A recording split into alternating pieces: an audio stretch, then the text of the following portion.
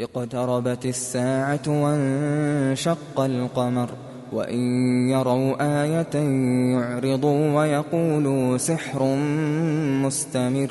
وكذبوا واتبعوا أهواءهم وكل أمر مستقر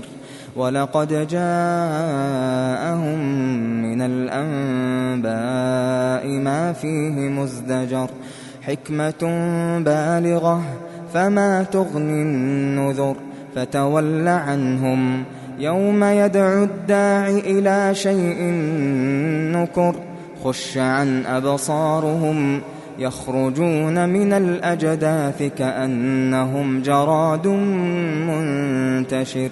مهطعين إلى الداع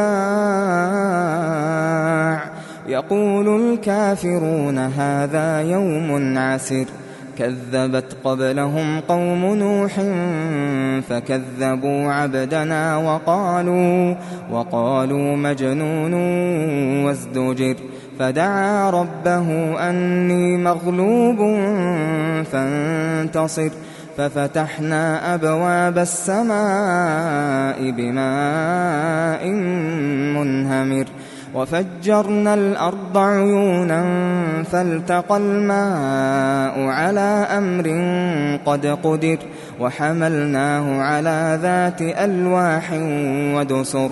تجري بأعيننا جزاء لمن كان كفر ولقد تركناها آية فهل من مدكر فكيف كان عذابي ونذر ولقد يسرنا القرآن للذكر فهل من مدكر كذبت عاد فكيف كان عذابي ونذر إنا أرسلنا عليهم ريحا صرصرا في يوم نحس مستمر تنزع الناس كأنهم أعجاز نخل منقعر فكيف كان عذابي ونذر ولقد يسرنا القرآن للذكر فهل من مدكر كذبت ثمود بالنذر فقالوا أبشرا منا واحدا نتبعه إنا إذا لفي ضلال وسعر أألقي الذكر عليه من بيننا بل هو كذاب أشر سيعلمون غدا من الكذاب الأشر إنا مرسل الناقة فتنة لهم فارتقبهم واصطبر ونبئهم أن الماء قسمة بينهم كل شرب محتضر فنادوا صاحبهم فتعاطى فعقر فكيف كان عذابي ونذر إنا أرسلنا عليهم صيحة واحدة فكانوا كهشيم المحتضر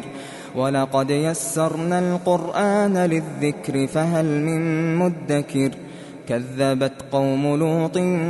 بالنذر إنا أرسلنا عليهم حاصبا إلا آل لوط نجيناهم بسحر نعمة من عندنا كذلك نجزي من شكر ولقد أنذرهم بطشتنا فتماروا بالنذر ولقد راودوه عن ضيفه فطمسنا أعينهم فذوقوا عذابي ونذر ولقد صبحهم بكرة عذاب مستقر فذوقوا عذابي ونذر ولقد يسرنا القرآن للذكر فهل من مدكر ولقد جاء آل فرعون النذر كذبوا بآياتنا كلها فأخذناهم أخذ عزيز مقتدر